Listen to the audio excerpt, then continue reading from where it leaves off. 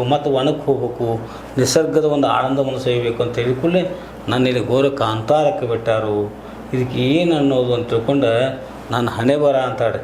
ಏನು ಮಾಡೋದು ಅಂದರೆ ಏನು ರಾಜ ಇದ್ದರೆ ಏನು ಮಾಡೋದ, ರಾಜ್ಯ ಇದ್ದರೆ ಏನು ಮಾಡೋದ, ಏನೆಲ್ಲ ಇದ್ದರೂ ಕೂಡ ಕಡೆಗೆ ಕಾಡಿನ ಒಟ್ಟಾರೆಯಾಗಿ ಈ ಒಂದು ಕಾರ್ಯಕ್ರಮಗಳನ್ನು ವೀಕ್ಷಣೆ ಮಾಡುವಂಥ ವಿದ್ಯಾರ್ಥಿಗಳ ಮುಖಭಾವ ರೀ, ಅವರಲ್ಲೇ ಇರ್ತಕ್ಕಂಥ ಏನು ಸರ್ ಒಂದು ಸಂತೋಷದ ಜೊತೆಗೆ ಸರ್ ಅವರಂಥ ತಾಯಿ ಒಂದು ವಾತ್ಸಲ್ಯ ಆತ ಸೀತಾ ಮರುಗೋದನ್ನು ನೋಡ್ಕೊಂಡ್ರಿ ಅವರು ಕೂಡ ಕೆಲವು ಮಂದಿ ಮಕ್ಕಳಲ್ಲಿ ಸಹಿತ ರೀ ಕಣ್ಣಿನೊಳಗೆ ನೀರು ಬರ್ತಾವೆ ರೀ.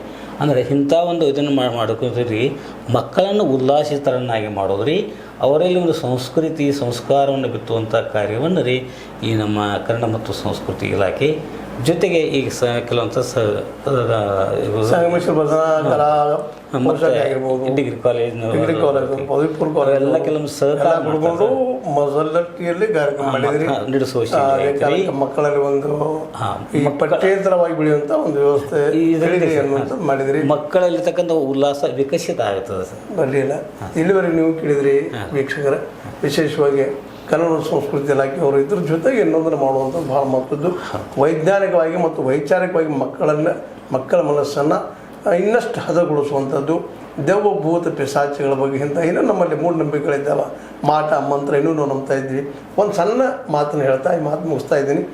ನಾವು ಇವತ್ತು ಪಾಕಿಸ್ತಾನ ಜೊತೆಗೆ ಯುದ್ಧಗಳಿಗೆ ಹೋದ್ರೆ ಬಾಂಬ ಗೀಂಬ ಅವೆಲ್ಲ ತೊಗೊಂಡು ಒಂದು ಸಾವಿರಾರು ಕೋಟಿ ರೂಪಾಯಿ ಖರ್ಚು ಮಾಡ್ತೀವಿ.